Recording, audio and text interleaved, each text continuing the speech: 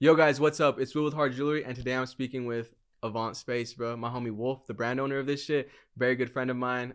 When I met him, I think he was at like 2,000 supporters. I was at like 12K. Dude, and he lives 30 minutes away from me. And this is our first time meeting. I hope you enjoy the interview, bro. This is lit.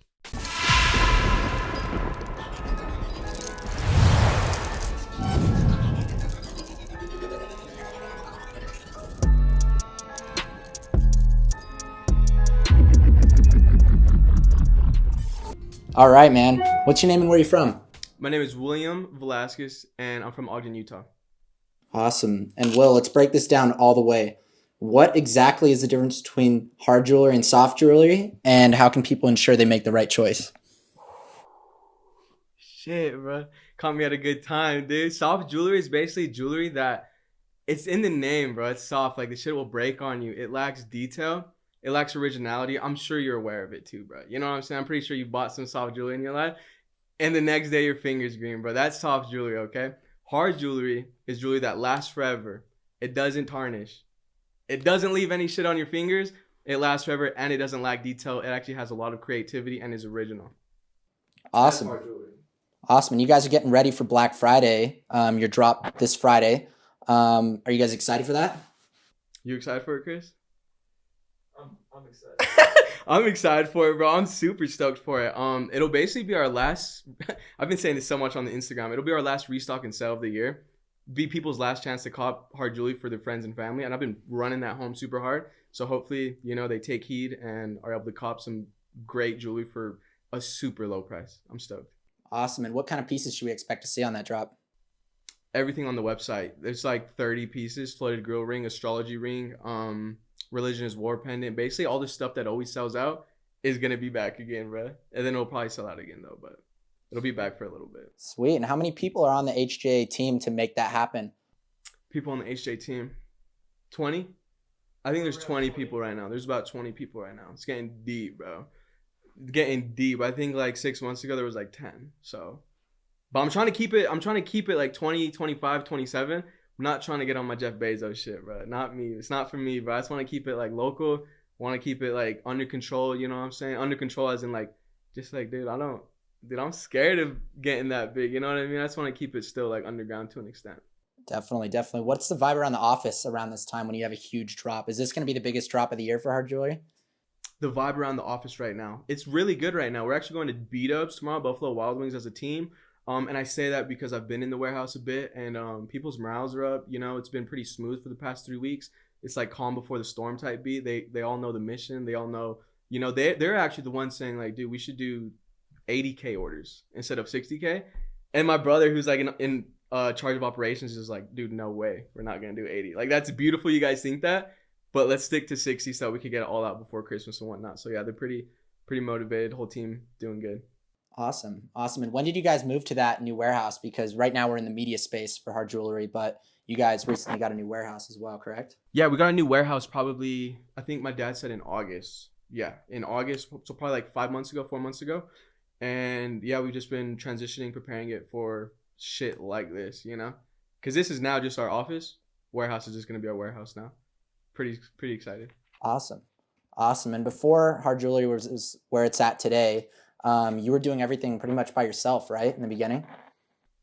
I'd say for about like 3-4 months. And then I got my best friend, Nick. And then his best friend, Chris, came on, which is behind the camera right now, along with you.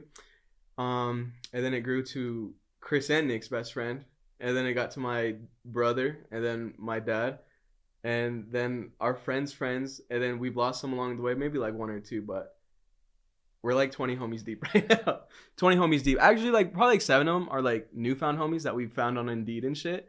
But yeah, they're still homies nonetheless. That's crazy. And even before that, before hard jewelry, you were doing your thing. You were flipping thrifted garments and you were into vintage pieces. Kind of take us back to where you were at during that time. Like, where were you at mentally before hard jewelry? Did you always know that you were going to build something this big? I need a cigarette, bro, to rekindle those flames, bro. Before hard jewelry, man. So I think I was at a point in my life where I was extremely lost and extremely lost because I looked up to my dad a whole lot, my whole childhood, and it was during that time, senior year, where he was basically gone for like a year and a half. and I hope that's okay I say this, Dad. You know what I'm saying? I mean, he should be. He's the one who taught me how to be vulnerable, you know? But he was just like on like I'd say like a year and a half kind of finding his self, you know? Like he couldn't be there for really anybody else because he needed to be there for himself. And I looked up to him my whole life, you know? And he was kind of gone that senior year. And I was feeling so inspired. I wanted to go to college. I wanted to pursue tennis like I was doing. But it was kind of like an unsaid thing of where I saw him go and I kind of like went along with him too, you know? Like I kind of was like trying to find myself, didn't know who I was. I'm grateful for all the friends I had. Some of them kind of probably weren't the best for me, you know, like still have love for them. But yeah, and I was just, you know, it upset my whole family that my dad was gone. I was just spending a lot of time with my mom, my sister. And I just kind of got on the vibe of like, I need to do something because if I don't, I'm going to go crazy, you know? So, and my license was actually suspended from a DUI. So I was having my brother drive me to thrift stores, trying to resell vintage. And I love vintage till this day. And I still do. Or I already said that to this day. But anyways, I would resell it. I'd have him drop me off, pick me up at the thrift stores. I started drop shipping on Etsy. Just trying to figure out what works. You know what I'm saying? And that really stuck with me for the time being. I only stuck with it for 2 months until I started doing jewelry. What kind of brought you to make the change to start doing jewelry? Dude, honestly, it was my homie, man. Shout out wish.com and Alibaba, bro. During 2017 era. I had an entrepreneur type homie. Me and him would literally just go smoke cigarettes and talk about ideas. That's my entrepreneur homie, bro. someone who has ideas, bro. But he came up to me one day with the wish.com app and he just showed me the front page. And I'm seeing like some jewelry, some soft jewelry. Honestly, I saw soft jewelry in the beginning, bro. It was some soft jewelry. At the time, I thought it was really cool, really cheap. You know what I'm saying? So I bought 20 of them. They were the Supreme Uzi pendants. I don't know. You remember those, right? Yeah. Seeing those on like the A$AP Rocky pages, whatever. Dude, that was probably me promoting those. But anyways, he showed me wish.com and I told him, I'm like, bro, I'll be back to you in 2 weeks. And that's so crazy because that was kind of like a mic drop I did. And I came back to him 2 weeks and I actually sold like 3 pieces, bro. I bought them for like $3, sold them for like 25. And bro, like I had no money at the time. You know what I'm saying? I think I used like my brother's money, like my brother's like drug money to get this stuff. And they sold and I was like, and that's when I got my brother's camera. My brother had a camera and we took better pictures of it, made better listings, put them on more platforms. And that's what started me, bro, with soft jewelry. So there's still somewhere in the dark crevices of my heart, a place for soft jewelry, bro. So how did the name Hard Jewelry come about? I was with Nick. Nick was the first homie to come onto the brand. And it kind of happened from us just being best friends, him hanging out with me every day. He saw me selling jewelry and basically one night I just grabbed him and I was like, dude, like I want to make a page for jewelry. You know what I'm saying? I want to full send jewelry like vintage. And it was 2 months into vintage that I realized that it's just not scalable. There's only so much vintage in the world. You know, and it kind of gets dull after a little bit selling it because you just see it all the time. I think vintage is something you're supposed to appreciate here and there. And I was like, dude, I want to full send jewelry. I was like, let's come up with a name right now. Dude, we were so faded. Like he could not come up with a name. Like every name was like, and I was too, but I was just like, dude, like I want a name that when someone sees, they just know it's fire. It's hard. Like I just want them, what's a name that I could do that with? And I was like, after 3 minutes, I'm like, fuck it. Like just hard jewelry. People see that. And if they know, they know. If they know what hard jewelry would mean, then they should get to see this shit. Or not get to, but like, then they would tap on my shit. You know what I'm saying? This is different. And I thought it was a cool name.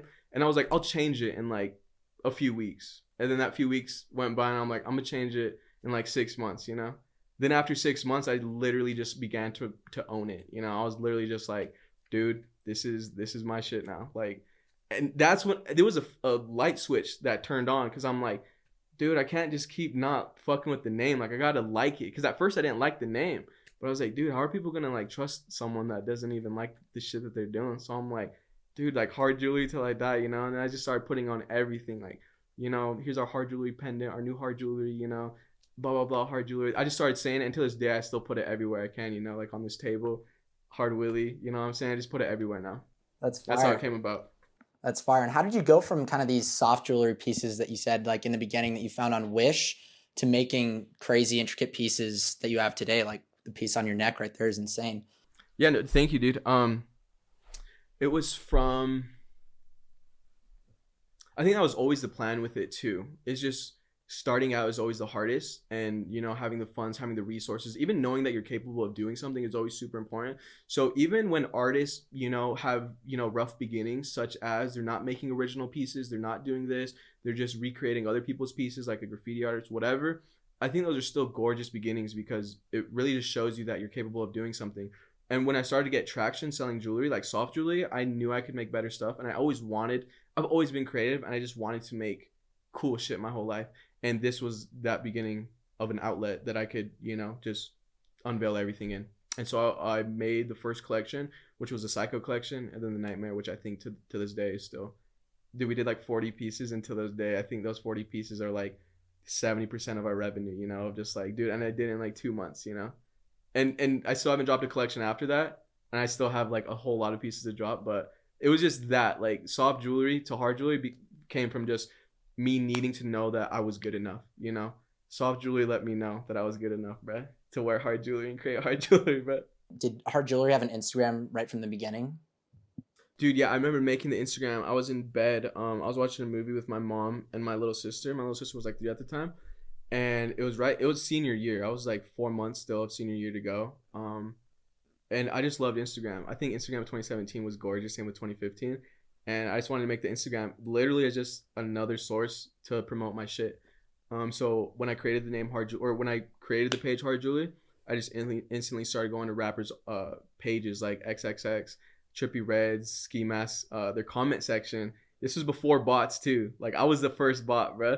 And I would just spam selling XXX necklace in my bio, selling Playboy necklace in my bio, selling Supreme necklace in my bio. I'm actually banned from a couple pages like Supreme and stuff, because from back in the day I used to just be that bootlegger soft jewelry motherfucker, like seller, you know. and yeah, that's when I made the pages. 2017, senior year of high school. Awesome. And at what point did you start posting more and like really deciding to integrate memes into the brand and just upping your content, not only the quality but also just the amount of content you were putting out? Yeah, that's a good question, because I think that's where a lot of people are currently. I think that no one does it as they should, you know, right now. And I think it was a turning point in social media where I never showed my face, where I wanted to just own it. You know what I'm saying? Where I'm like, you know what? And this was advice from my dad too, of being like, dude, like, people like people, you know? So post your face, you know, people have a face to trust, connect your brand with, you know. When people can see a face, you're held liable now, you know, like, your face is your reputation. So I was like, dude, like, I'm gonna just, like, it was a quick decision, but it was like a turning moment where I was like, fuck it, I'm letting people know who I am. I'm posting all this shit. And then after I started posting my face, like, beautiful things came to be, which was memes, you know, just everything that I liked, I started putting on there too. And it just created a community of everyone who likes similar things, you know. Hard jewelry is that. Absolutely. And I remember early on in summer 2019 when Avant had like 300 followers and we did our first interview, you were just letting me know that the market decides what's cool and to not care about other people's opinions when putting out content. Would you give that same advice to people in 2021? Yes, I would. And I would tell people to put out everything. I actually just sent out an email to 200,000 of our supporters, letting them know to just do it anyways. Put everything on the table. No, don't leave anything on the table, because our astrology ring, I use an analogy. Our astrology ring is our best seller right now. 3,000 pieces sold out in 3 minutes. And I wasn't even going to release it until my best friend told me. He was like, dude, like, why is this just sitting on a table? Like this is fire. I think people would like it. And I thought he was just trying to make me feel good, you know? But then I showed Twitter. They loved it. I showed Instagram, and I was like, dude, I literally wasn't going to release that ring. But now, I mean, that, you know, it's super successful. And so that, in that case, it was literally on the table. Don't leave anything on the table with your art, your creations, your content, yourself. Don't leave anything on the table. You know what I'm saying? Even with relationships, let people know how you feel. Don't leave anything on the table, because it will collect dust and die. And that is super sad. Absolutely. And you've definitely taken that similar strategy and built communities outside of IG on your Twitter, your TikTok. Which platform do you think is the most important in 2021 right now, but also going into 2022? You said platform? Yeah. Definitely TikTok and Instagram. Something that I need to do more of. TikTok, I think we hit 500,000 followers on TikTok, but realistically, no ego shit, like, we should be at like 3 million. But I just put all of my eggs in one basket, which is a super big vulnerability. And if I failed tomorrow, it would be that I would blame it on me not posting enough on TikTok, you know? So TikTok for sure, bro. Like, you can't beat 1 million views for $0. You just can't get that anywhere, you know? You literally cannot get that anywhere. 1 million views. Dude, I posted me eating a carrot, like, on the edges like corn, like 3 million views, you know what I'm saying? And I would actually advise you, while I'm talking about TikTok, don't make content. Go ahead and make that content, but try to tie in your brand, try to tie in your art with every TikTok I do now. I always mention that I'm a jewelry brand. I always mention that I sell jewelry, or like that we do free shipping, or that like we're doing this. And those videos go viral. And then 2 million people now know that we're a jewelry brand. They now see our logo. They know we exist, you know? So just try to tie in your message with the TikToks you do. Don't make it too selly either. I'm never trying to sell shit in our TikToks. I'm always just letting them know what we do, you know? And they can have the option to come fuck with us if they want to. What do you think got you to the point now of running a multi-million-dollar brand? And what advice would you give to other people that might be where you were at 4 years ago today? Okay, I like this question. So basically, I think it's three things that basically got me to this point of running a multi-million-dollar brand company. One of them, two of them actually tie together with each other. One of them's do it anyways, and the second one is don't doubt yourself. And here's where they tie together. Doubt yourself, but still do it anyways. And it's going to make you stop doubting yourself, and it's going to make you practice just doing it anyways. And I think that's where a lot of people fail. They feel insecure. I still feel insecure to this day. I don't want to put me above anyone. I still doubt myself to this day. Like, every day I doubt myself in some micro or macro way, but I do it anyways. And I think all of my homies, all of my employees can vouch for that. Anyone who even sees me on Instagram, you know, I say something, I'm scared. I'll even let people know I'm scared to do something, but I just do it anyways. You know what I'm saying? And that's just what breeds success. And, you know, it breeds failure too, which is good, because you're practicing life, you know what I mean? And not enough people are getting that practice in. They probably get like 10% of what they should in life, you know? And I'm trying to ramp mine up to like 60 to 80%. Like, I'm just trying to experience it all, just so that I'm, you know, stronger, being able to produce a company, have employees that, you know, want to be here and, you know, in the long run. And then the third thing is, don't let your doubts, or no. So the third thing is stop trying to control everything. What that means is just what it means. Stop trying to control everything, you know? I have 20 employees, and I don't have to go into my warehouse every day to know what's going on. You know, I hired my homies for a reason, and I give them the trust and power to just take care of anything that needs to like be done. You know, of course I'm still there to guide them, and like, of course I still talk with my employees every week, but I just trust them, man. I don't try to control everything, you know what I'm saying? An analogy I want to use is like an angry boss. Like, if I was an angry boss who tried to control everything, micromanage people, got mad, just try to have control of the situation, I would totally lose control. It's one of those situations where you try to do something so hard, everything falls, you know what I mean? And so you can add that into your life every day of expectations, you know? When you have an expectation, you're trying to control something that's out of your control. When you let go of expectations, you begin to stop being angry, being upset at the results that you couldn't even change in the first place, you know? Like, you can't say what the weather's going to be tomorrow, you know? Like, all you could do is prepare for it and just accept it, you know what I'm saying? So when it comes to your creations, man, like, when it comes to like the people in your life, stop trying to control them.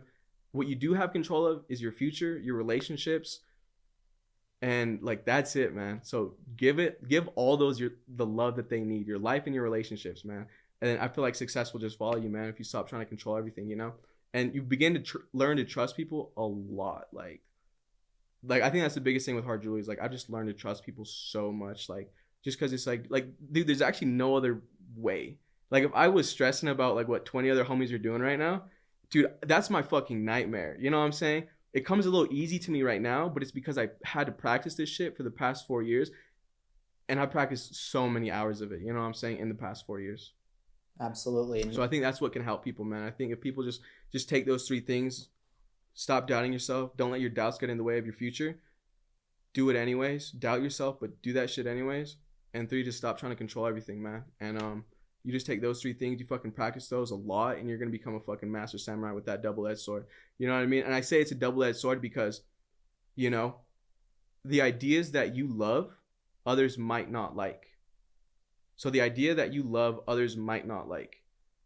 But the ideas you don't like, others might fucking love. Like the astrology ring. I didn't like that shit, but I learned to love it. Because I don't do this shit just for myself. I do it for the supporters. I do it for the people. And dude, like, when I think about like maybe the relationships or like the experiences people have had with our astrology ring, because I get a lot of DMs, it just makes me so happy. And it's like, for me to not drop that because I didn't like it, in my opinion, is just dumb as a brand owner, and is like just dumb, you know, because who I am. Like, I just want people to have what they want, you know. So yeah, just those things. That was a lot, but dude, follow that shit. I swear to God, and you'll become happy. You'll become successful. Seriously. Absolutely. And how do you still stay inspired even when you might wake up not motivated? Like I was telling you before this interview, I wake up most days not inspired. I wake up most days not wanting to do shit. And that's something super crazy to say.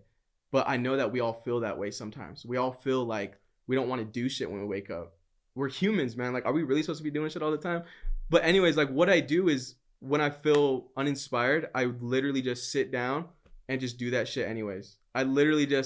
I'll let my supporters know, like, I'm not feeling inspired right now, guys, but our Black Friday restock and sale is in 2 days, bro. Let's get it. And then I'll be like, oh shit, I need to remind them that the flooded grill ring is restocking. And then boom. And then after that, I just keep getting more ideas. I start feeling inspired. You know what I'm saying? I start feeling motivated. And at the end of the day, I'm like, wow, like, I felt like this morning, but I did all this in the day.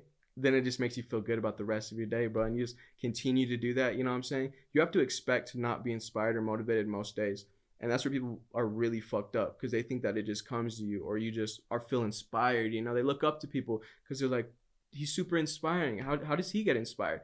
Well, honestly, you have to be inspiring to be inspired. So sit down, put your fucking head down, put your phone down, write out what you need to do, and just do that shit anyways. You know what I'm saying? Even if you don't think it's gonna be perfect, do it anyways, dude. You're gonna make yourself proud, honestly. Absolutely. Absolutely. And one thing that you've been really successful at too, I mean, Chris is here in the room right now. He's the media guy. He's been helping us with a lot of stuff setting up for this interview. But you have like a bunch of your homies, like you said, they've been working for you and with you for 3-4 years. I feel like that's not something that everyone can do and be successful in. Like, how are you able to mix business and your friendships and make that so successful with hard jewelry? Right, and I think everything works different for other people, but I know that everyone watching this is capable of gathering 1 to 3 people who they trust to annihilate some shit. And if you don't, go find those people, bro. Like, ask your friends, you know? Like, post on your story, bro. You're gonna find those people. But the biggest thing, to answer your question, is you have to trust those people. You know what I'm saying? Because when Chris first came on, you know, it's really like, I knew his past. Just make sure you know people's past a little bit. But it's like, I don't know how you're gonna do with this, but I just have to trust it. You know what I mean? Because I'm not perfect. You know, when Chris came on, dude, we were in my fucking parents' basement. Like, so imperfect shit. You know what I'm saying?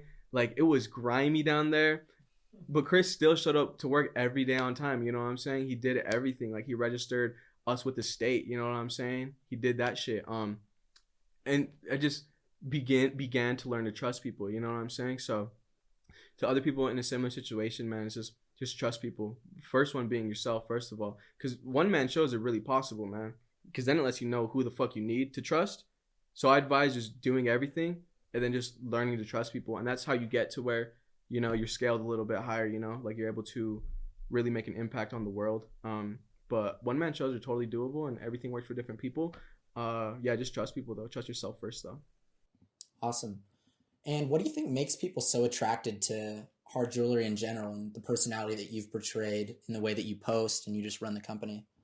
Definitely the human aspect of it. Everything in hard jewelry is so human. I can't even fucking begin to explain it. Like, everything is, dude, like this interview, like the way our jewelry is fulfilled is by our homies.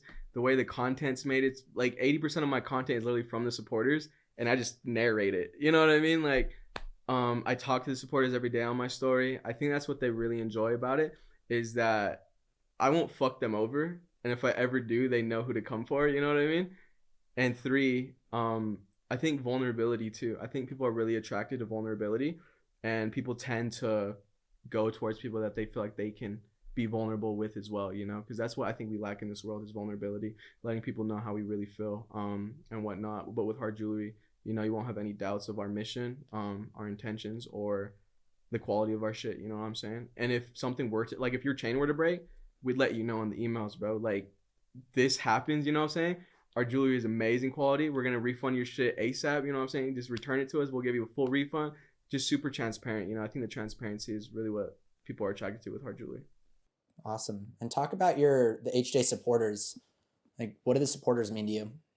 They mean the world to us. And I say us because, I mean, like I was saying before this interview, we were reading some emails from our supporters, and one of them made my dad cry just because, you know, he was just letting him know, or letting us know his story, what's happened in the past few months with him. And yeah, they just mean the world to us. We treat them like friends. We treat them like family. You know what I'm saying? If you ever go to a hard jewelry pop-up, you're family, bro. You know what I'm saying? You don't have to be wearing hard jewelry to be a part of the family. I think you just have to just be here, you know, just be present with us, and boom, you're just inaugurated, bro. Like you're a homie family member. I love it. And speaking of pop-ups, you recently had the meet and greet in Salt Lake City with a bunch Thank of you for coming to supporters. that, bro. Of course, bro. I wish I could have stayed for the whole thing. But you had that meet and greet in Salt Lake with a bunch of supporters a few months back. Like, how did that event go, and what made you want to do that? That event was crazy, dude. There was like 600, 700 people that came out in fucking Salt Lake, Utah, and you know that's crazy.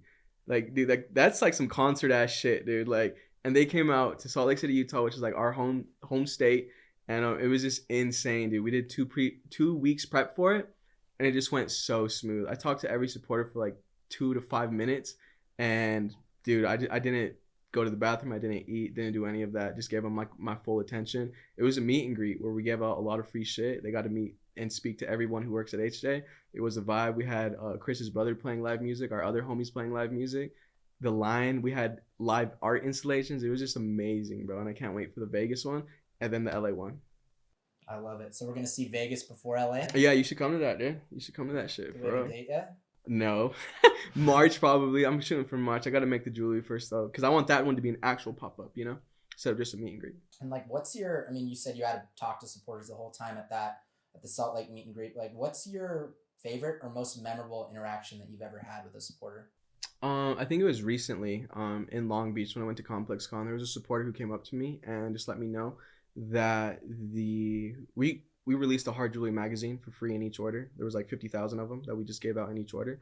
And the first page is dedicated to my mom who passed away. And I basically just try to let people know in that first page of the magazine that everything's going to be okay.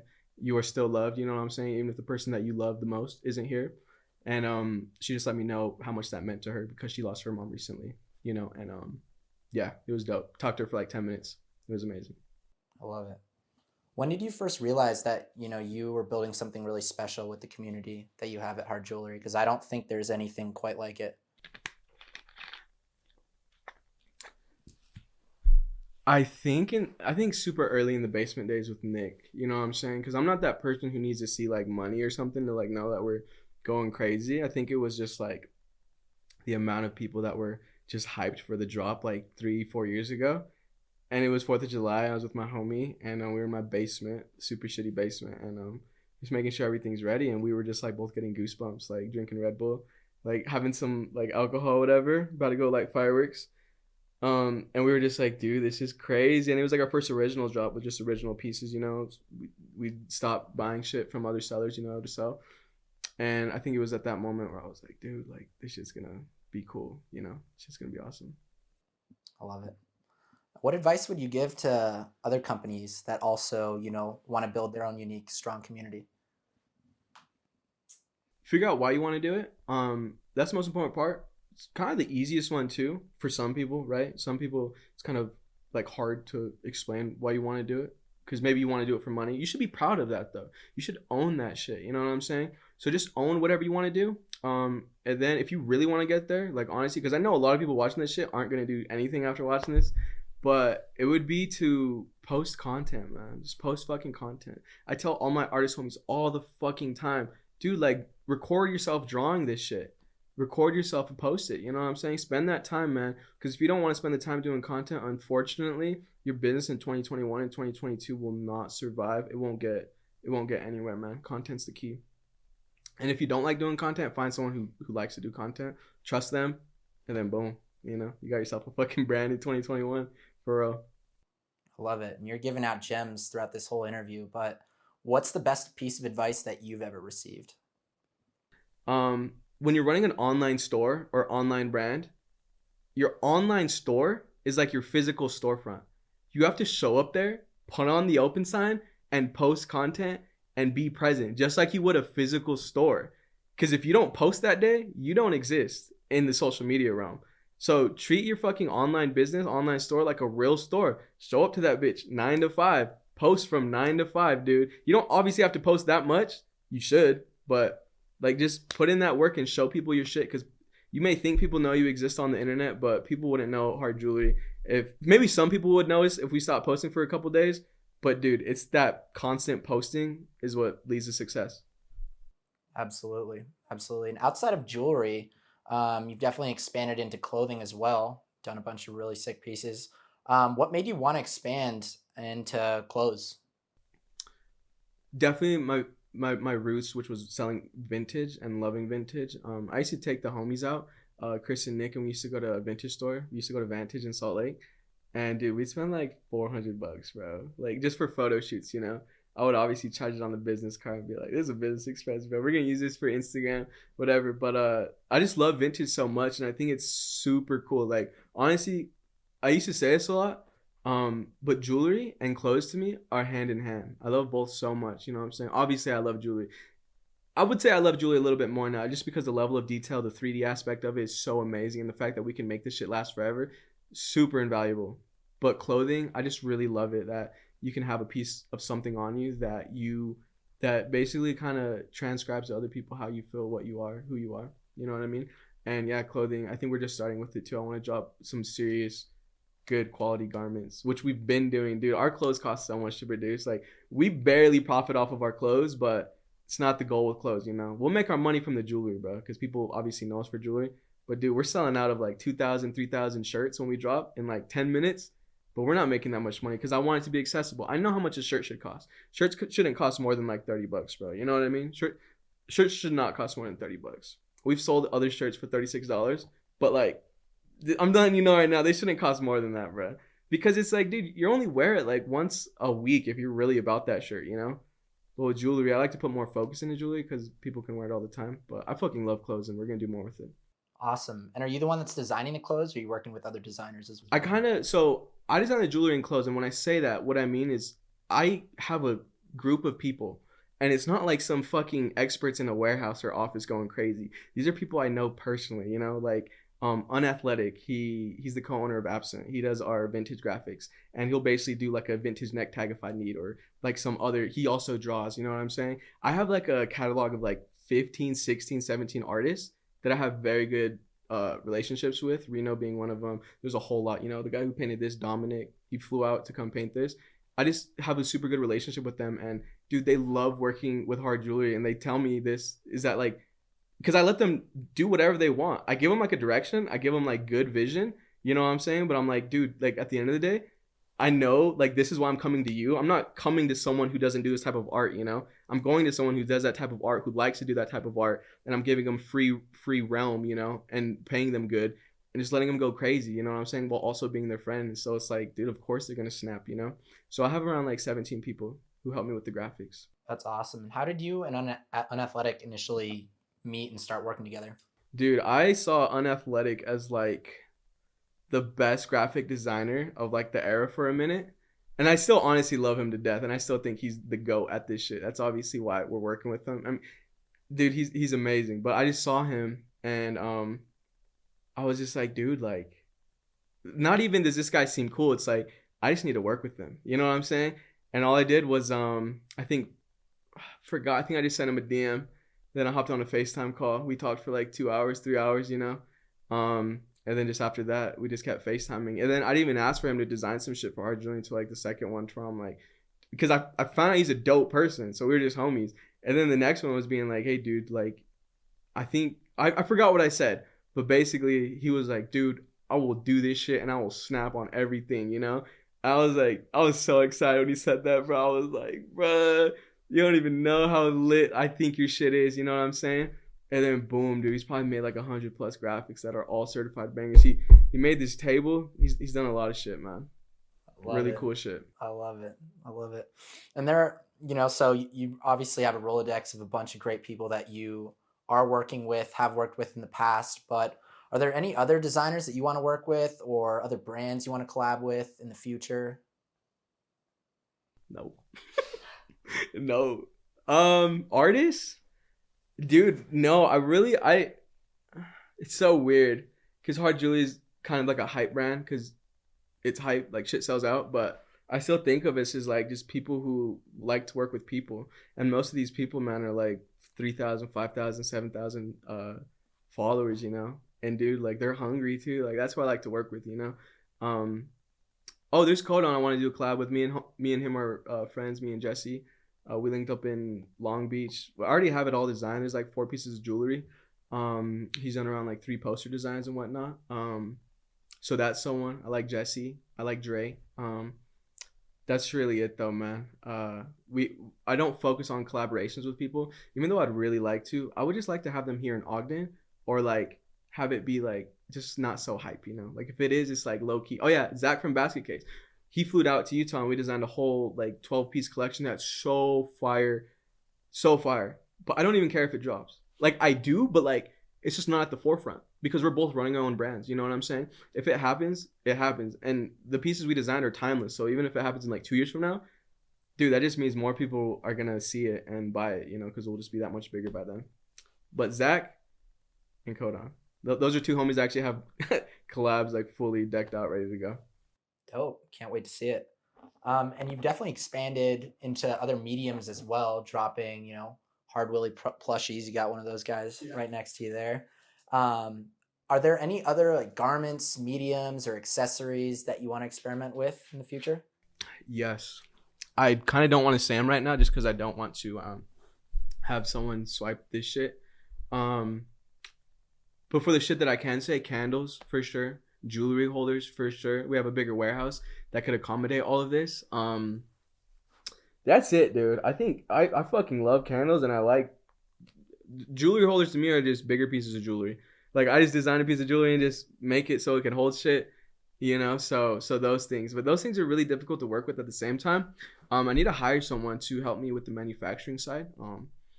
Like a CMO, Chief of Manufacturing Operations, just because, dude, working with China on things like jewelry holders becomes like a huge pain in the ass because of customs and all that, you know. Like we actually have a jewelry holder that's stuck in customs right now, and it's kind of sucks because they didn't let me know how much it would cost to ship them, you know.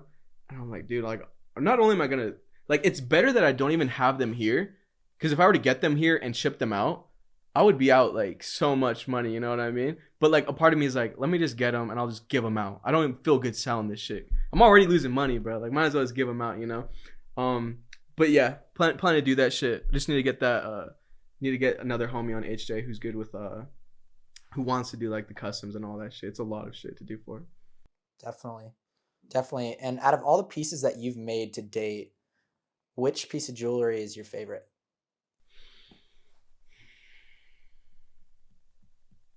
It's a new one. I can show it. I could go get it and show it. I think it's my favorite. It's just because it spins. My girlfriend does not like it though. I'm gonna go get it real quick.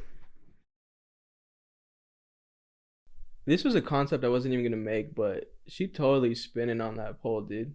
My girlfriend doesn't like it because she says it and I agree with her, you know, it kind of fetishizes sex workers or like whatnot. And that if we do drop it, we should donate some proceeds to, you know, like a sex workers like fund or like GoFundMe, you know, to help with them. You know, but I think it's just cool. Like this is like the future of jewelry, bro. Jewelry that spins, you know what I'm saying? Like on a pole, whatever, like on anything, you know, jewelry that you can take out, put it in your ear, you know what I'm saying? That's what I want hard jewelry to be, is just like on that constant innovation shit, whatever. Innovation. I love it. Like not even intentionally either. Like I think like it's just like now I'm coming to a point where it's like let's make harder jewelry. You know what I mean? Like like actually it's like, dude, like because it's like I only do this shit because I have fun with it, honestly. Like the moment I stop having fun with it, it's like I just don't see that day coming. But like for me to keep having fun, I just gotta go crazier and crazier with the pieces, you know. And like I'd rather show you guys than tell you about it, but some cool shit in the making. Absolutely. I can't wait to see it. It's gonna be crazy. What other up and coming brands, designers, or creatives are you looking out for right now that are on your radar that we should watch out for as well? Like smaller ones or? Yeah, just anyone that you're fucking with. I'd say Dwight Eisenhower, man. He's our video editor for our 3D video editor. He makes all of our animations, man. And fuck, like he's growing so much, and like I just see him growing in the future. I want him to actually move here to Salt Lake City, and hopefully, you know, we could see him in the HJ vlogs and whatnot. But homie goes crazy, man, and hopefully he's gonna be an instrumental part to our media system, where he has artists below him, which we're currently starting out right now, is getting some other people who do other types of medias like claymations and shit for HJ. He's gonna be in charge of that, but his fucking art is amazing. Just go check him out. That's fire. Yeah, Dwight Eisenhower is insane. He's done some work with us as well. Just in general, you know, over the years and even right now, I've seen so many countless people and artists say that they're inspired by what you're doing. What does it mean to inspire this current generation of creatives, but also the generation after that? Honestly, I don't even think about it, man. I'm still just trying to outperform myself, you know, in a healthy way, obviously, to where I'm not satisfied with the things I did last year, just because I think I have a mentality of last year isn't this year, and this year needs, or next year needs to be better, you know. So I just keep trying to inspire myself, let you guys know, be vulnerable with all of you, let you know when I don't feel inspired, to let you know it's okay to not feel inspired. It's actually like the default. Like if you were to like spawn a human, their default emotions are like fucking uninspired and sad, maybe, bro. I don't know, you know what I mean? Like especially in 2021, 2022, bro, like everyone's not that happy. So just try to be vulnerable and transparent with you guys, you know, let y'all know like everything, and that's it. I don't really think about how I inspire other people, though. I'm super grateful and humble, though, that I have this platform, this opportunity to inspire others. Absolutely. We all appreciate it because, you know, I'm speaking for everyone when I say you've done a lot for the whole space, and you know, everyone that's here and everyone that's still coming. So I appreciate it. You don't have to cry, bro. You cry. Y'all can't see him, but he's crying a little bit, bro. I'm just playing. I'm just playing. No, I really appreciate that shit, Wolf. I really appreciate that shit, dude. Of course. Like, honestly. Of course, really man. do. Of course. And just kind of in the future, man, like where do you see the jewelry game and streetwear going in the next few years? Dude, shit, I'm excited. I'm excited for us because when you say that, I literally, like, I don't think of like other people, and it's not even like in a selfish way. It's just like dude, like hard jewelry is my world. Like that's just what I think about when I think about anything. Like when I see something, I'm like, oh, like I could do that for hard jewelry. You know what I'm saying? But for hard jewelry, I want to go to New York with the team. I want to go to LA. I want to see people's reactions when they see some unreleased shit. You know, I want to make some jewelry that does some fancy ass shit. You know what I'm saying? Some innovative, never before seen shit. And I just can't wait for that. You know what I'm saying? Our jewelry's only going to get harder. There's already a page. Someone made a page called Harder Jewelry, which I'm sad about because, like, I don't know. I think it'd just be nice to have Harder Jewelry, the username. But yeah, we're just going to keep making harder jewelry, bro. Just harder jewelry. I love it. I love it. And before this, even before the interview started, you were just saying that, you know, this feels kind of like a new chapter for you. You know, what do you think this next chapter holds for you? I think happiness. I think I'm going to be happy with what I'm doing for the next 5, 10, 20, 30 years.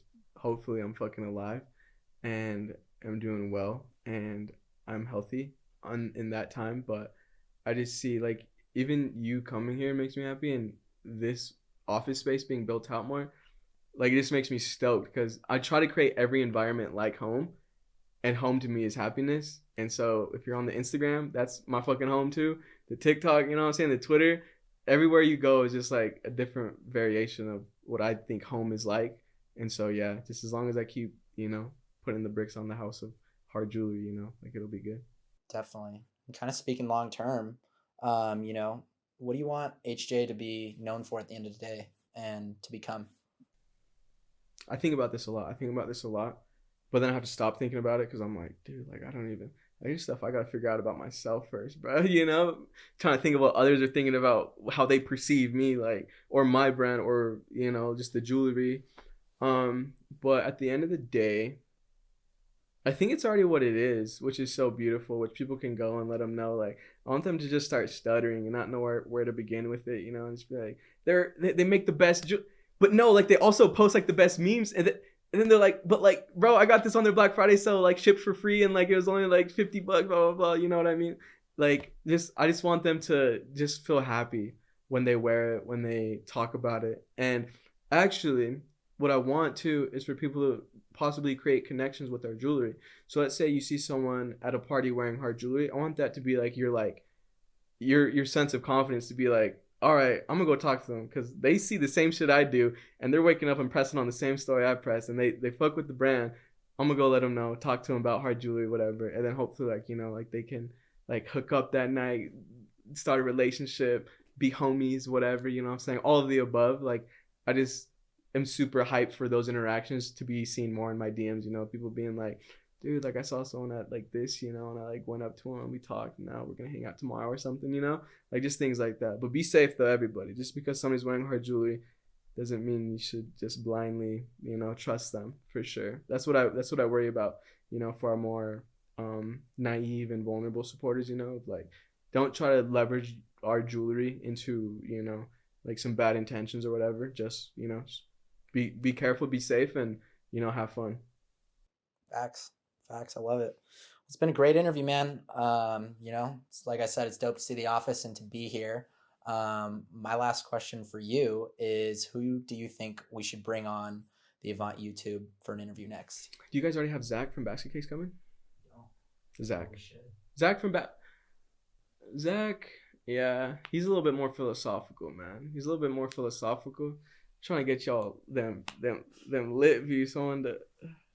I would say Zach, dude. He's my guy. He's for sure my guy, and I want people to see his face more. He's not, you know, he's someone who puts his face out there.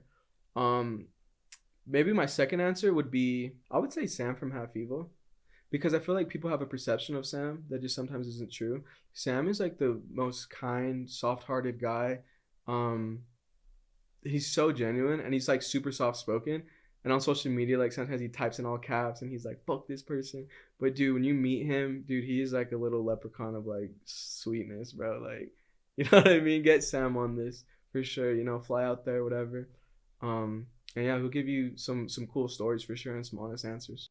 Definitely. Yeah, Sam's very high on the list as well, but you know, we got them all lined up, and oh, I love that. It's only the beginning. It's exciting. Literally only the beginning, man. Like I hope to do this again, you know, and you to do it again with Sam. Because I feel like it'll take a couple interviews to get like the engine oiled up, you know. Oh yeah. You know, we're telling the HJ story with this one and giving everyone who doesn't know the history, but you know, we'll be chopping it up multiple times. His first interview of many for the Avant YouTube and dope for HJ. Sure, so I'm loving it, man. Dude, we could even have. Dude, you should do. Oh my god, you should start a series on YouTube where it's like analytics, where it's just like, dude, like, you know, like what are the numbers of all this shit? You know what I'm saying?